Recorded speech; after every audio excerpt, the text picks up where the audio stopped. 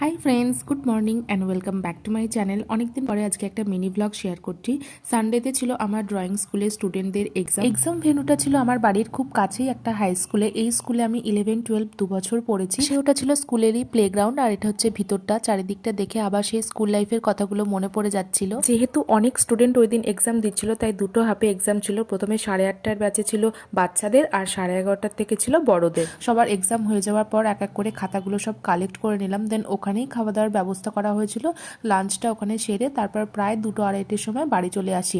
আর বাড়িতে আসার পরই মা দিয়েছিল ঠান্ডা ঠান্ডা একটু দই লস্যি খেতে। ওটা দারুণ হয়েছিল। ওটা খাওয়ার পর না টানা একটা ঘুম দিয়েছি। এত ক্লান্ত ছিলাম, সারা দুপুরটা ঘুমানোর পর সন্ধ্যেবেলা আবার পড়তে এসেছিল, ওকে একটু পড়িয়ে নিলাম। তারপরে একদম ফ্রি ছিলাম। দেন মায়ের কাছে গিয়ে দেখি মা ডিনারের জন্য বানাচ্ছে চাউমিন। ব্যাস, মনটা তো একদম খুশি খুশি হয়ে গেল। চাউমিন খেতে আমার দারুণ লাগে, তো আমি আর মা বসে পড়লাম ডিনার করতে। So that's it, thanks for watching, tata.